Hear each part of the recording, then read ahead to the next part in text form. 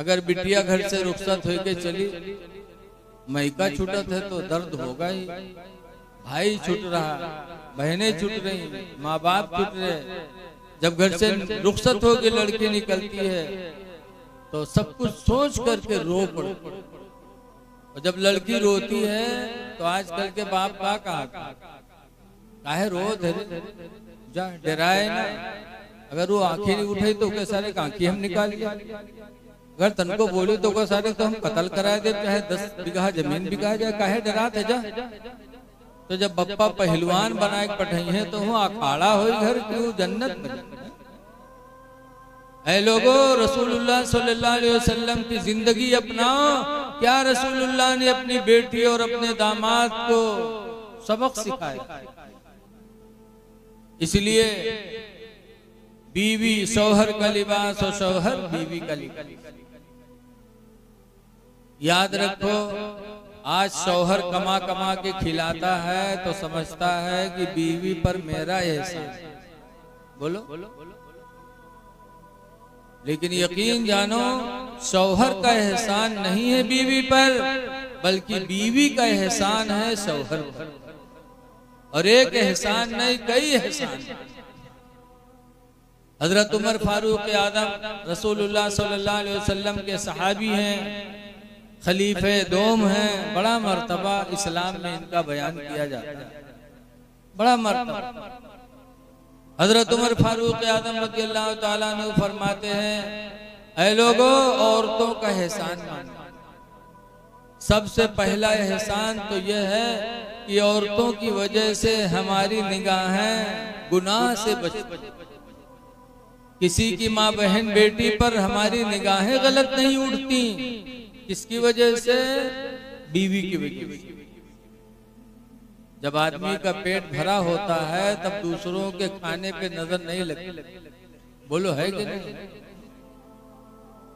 दूसरा एहसान यह है कि बीवी की वजह से घर मिसले जन्नत बन जाता।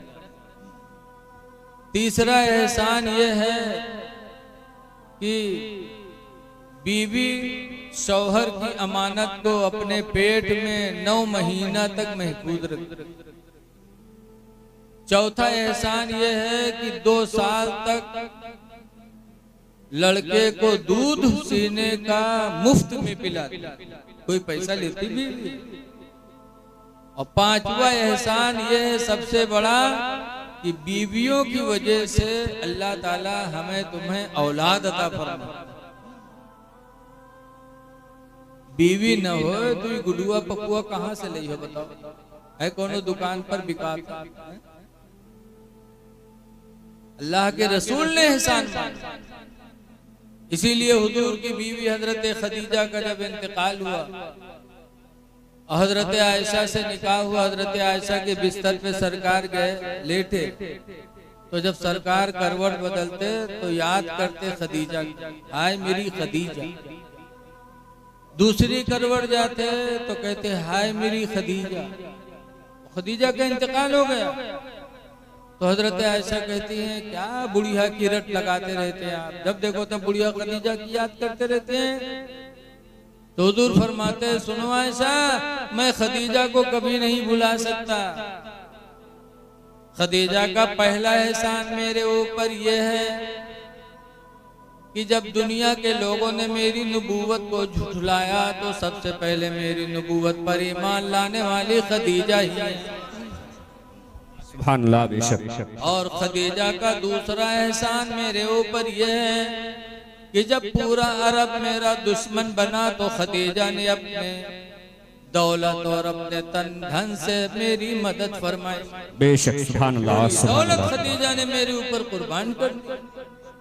और तीसरा एहसान खदीजा का यह है कि खदीजा के पेट से अल्लाह ताला ने मुझे औलाद अता फरमाई है। बेशक, सुभान अल्लाह, सुभान अल्लाह। इसलिए मैं खदीजा को कभी भुला नहीं सकता। पता चला कि औरतों का एहसान है मर्दों पर, मर्दों का एहसान नहीं है। आप कमा कमा के खिलाते हो तो कोई एहसान थोड़ी है। आप तो 1000 2000 या 100 200 के मजमे में आप वादा करके आते हो दो गवाहों के सामने के अलावा नानो नफका के 21,000 देवे चली चली। बोलो नानो नफका, नान माने रोटी, नफका माने खर्चा, कि सब कुछ देंगे, 21,000 रुपया मेहर देंगे, तुम चलोगे। तो जब मजमे में वादा करके आए हो वही नानो नफका दे करके तुम बीवी पर एहसान जताते हो।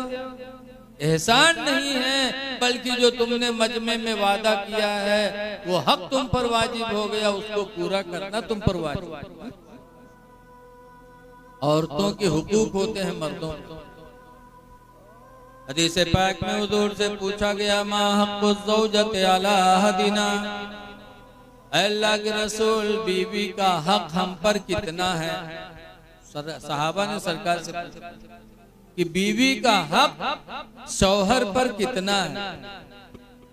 तो सरकार ने फरमाया, पहला के अंततइमहा इज़ा तइमता, जब तुम खाओ तो बीवी को भी खिलाओ। बेशक बेशक सुभान अल्लाह। जब खाओ तो बीवी को खिलाओ का मतलब एक कौर अपने मुंह में डालो, एक कौर के मुंह में डालो। क्या मतलब? मतलब ये है कि जैसा अच्छा खाना तुम खाओ वैसे ही अच्छा खाना बीवी को भी। बेशक बेशक। लेकिन आज देखा जाता है कि मलंगपुर में नाश्ता बने ना जइए नानपारा हलवा पराठा कटी है, और यहाँ जब खाना बन के तैयार हो तो पहले खानो कहीं मेहरुआ खाए ले तो खाए ले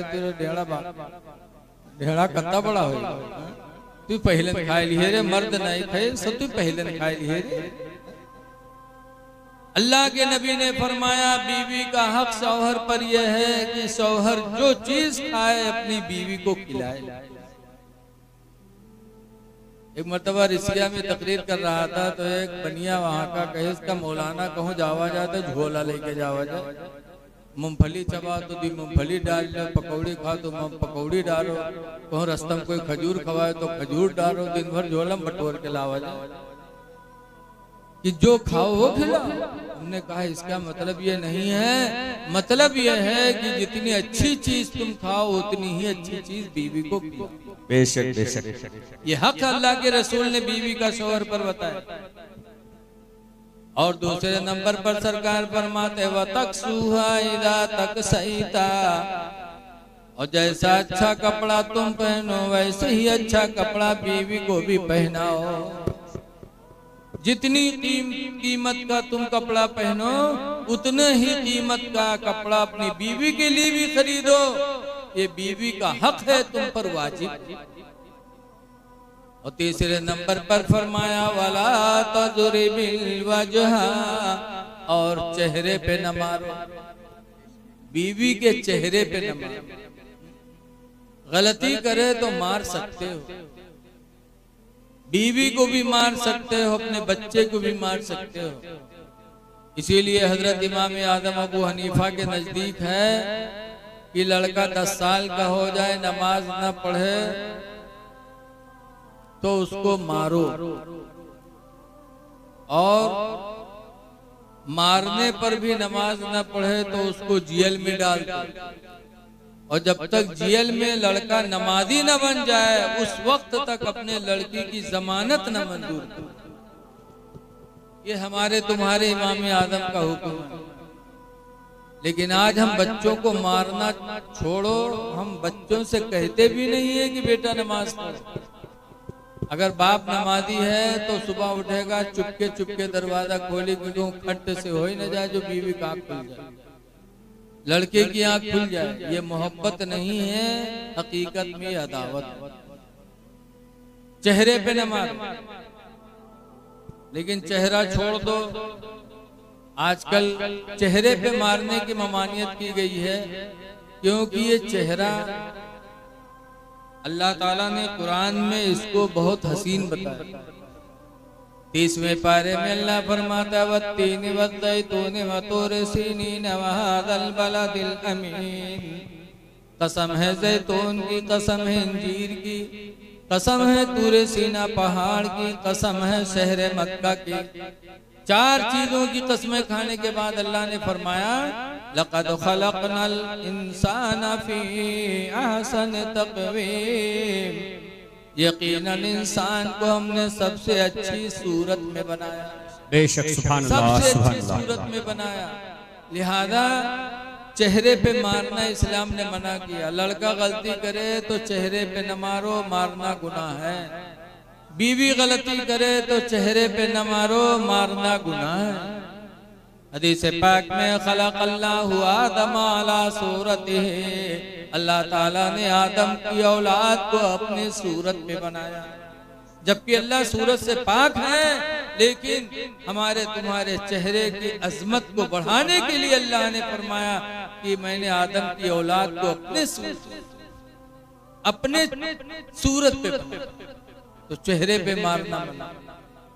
लेकिन आज कुछ लोग हैं जो मारने के इतने आदी हो गए हैं। अगर बीवी आवे घरे और लड़का न मारे तो के बुढ़िया महतारी मोहल्ला में घूम घूम का हमार लड़कवा तो मेहरी आएगा। अल्लाह जाने कौन घूटिया इतियावत पियाए दे चुके तो हाथ ही नहीं उठा। अगर न मारी तो वो बुढ़िया सास मार खाए। ऐ मार खिलाने वालियों, कल कयामत के दिन खुदा को क्या जवाब दो? तुम तो रहमतुल आलमीन की उम्मती हो। अल्लाह ने ऐसे नबी की उम्मत में पैदा फरमाया जो सारे आलम के लिए रहमत बन किया है, और तुम अपनी बहू के लिए दुश्मन बनी हो, मार खिला रही हो। और कुछ लोग मारने में अपनी बहादुरी भी समझते हैं। एक आदमी था, उसकी बच्ची की शादी हुई, रुखसत करके जब भेजा तो बच्ची रोने लगी। तो बाप ने कहा बेटी शौहर के घर जा रही हो, अल्लाह ताला आराम का दिन देगा तो खुदा का शुक्र अदा करना, और अगर मुसीबत के दिन आएंगे तो बेटी सब्र कर। जिंदगी में तुम्हें शौहर के घर से कदम नहीं निकालना है, मरने के बाद ही तुम्हारे कदम शौहर के घर से निकलने। ये बाप ने अपनी बेटी को वसीयत किया, इतना अच्छा बाप, लेकिन उसका शौहर जालिम मिल गया, मार पीट वाला, मारता रहा। बीवी बेचारी सब्र करती रही, और मार खाते सब्र करते करते उसी तरह आदत उसकी बन गई।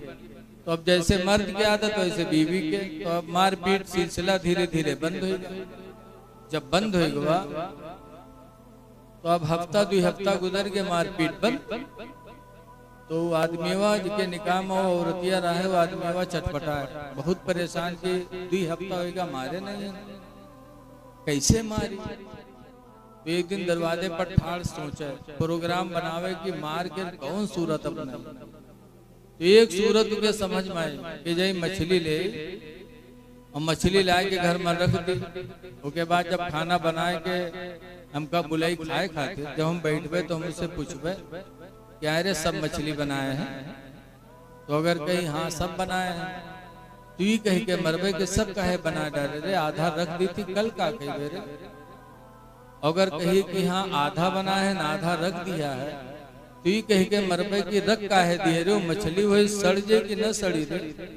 बहरहाल आज मारब जरूर होगा, सब बनाई तू ही कही के मरबे कल खातिर रखे काहे ना।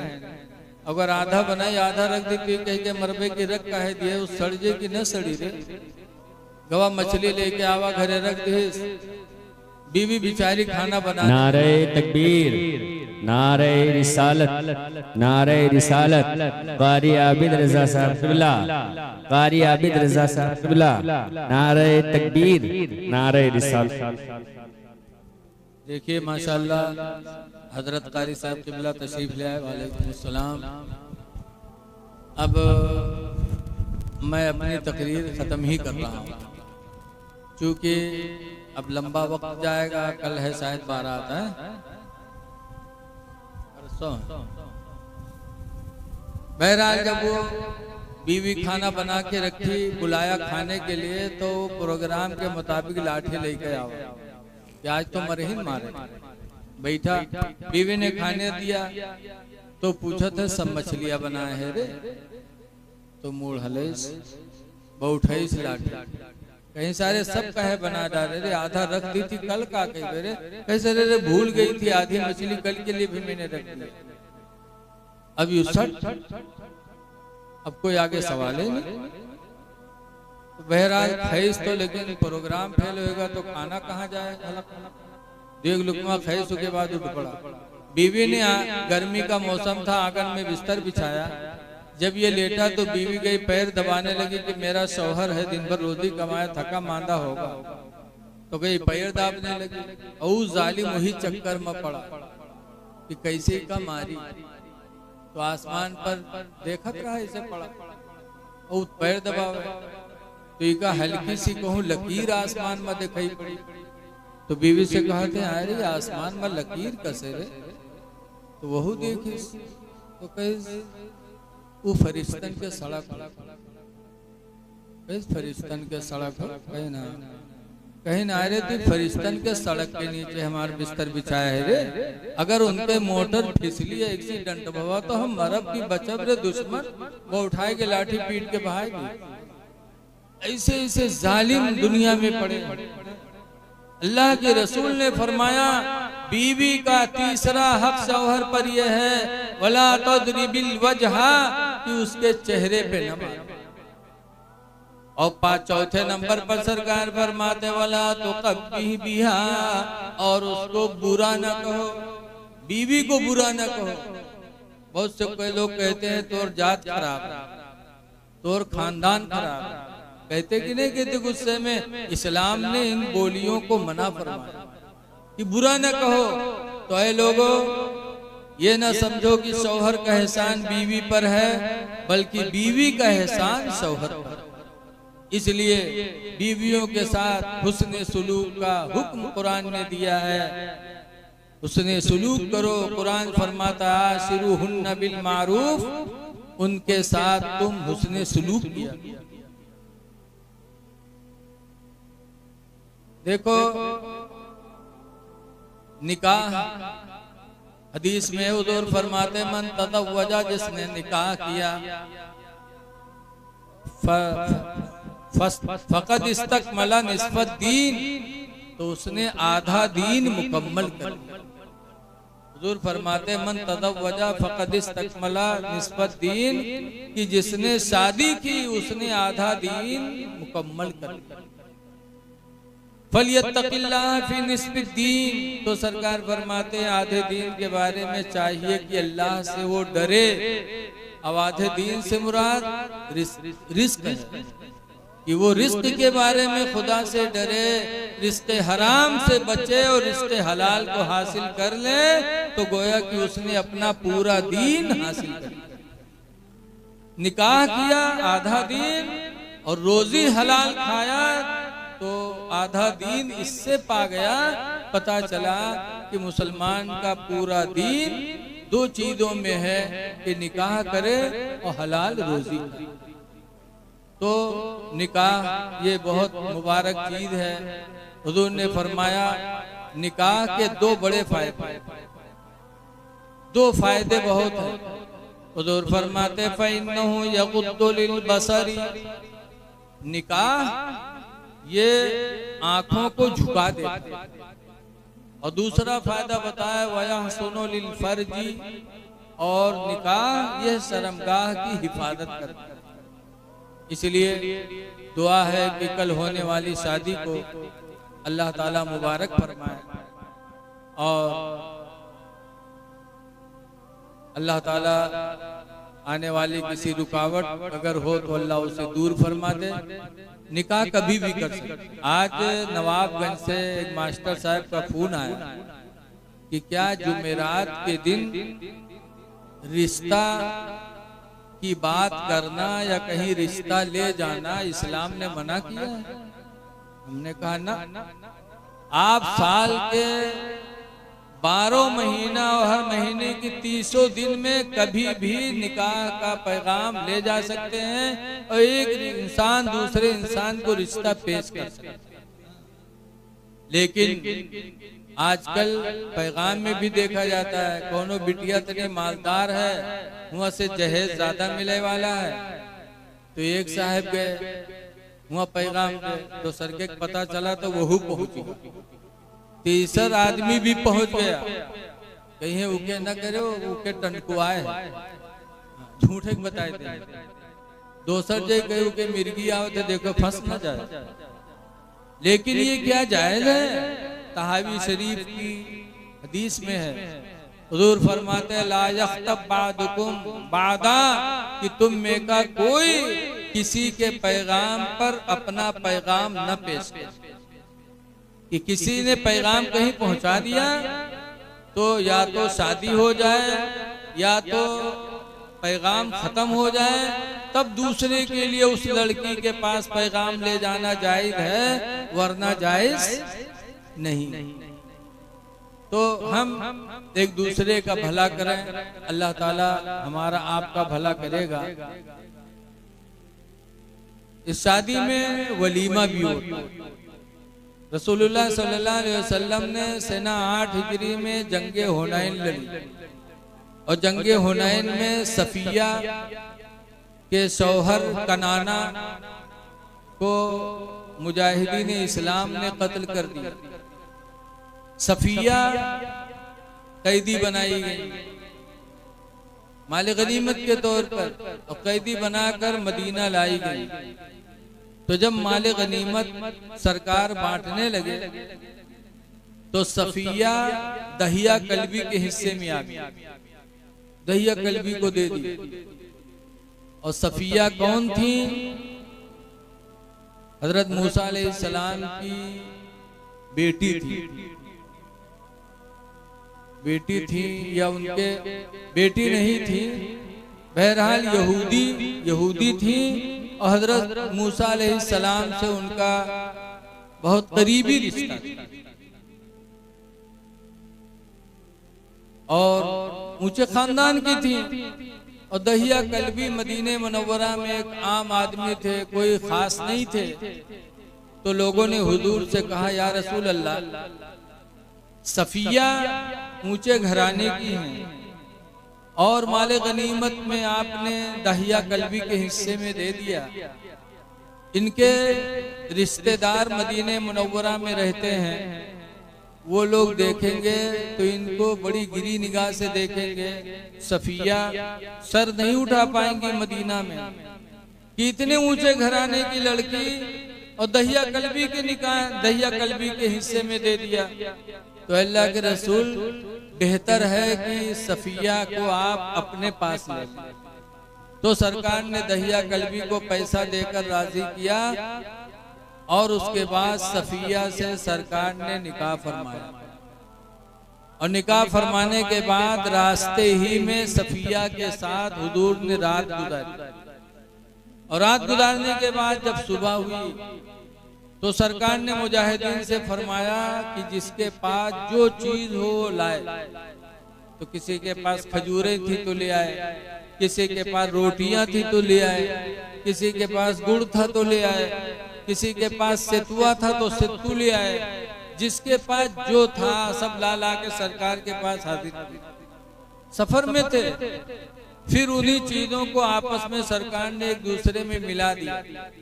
और मिलाने के बाद फिर लोगों से कहा, लो ये मेरी शादी का वलीमा है। उसी में से सरकार सबको बांटने लगे, और उसी सफर में सरकार ने अपनी शादी का वलीमा भी कायम फरमाया।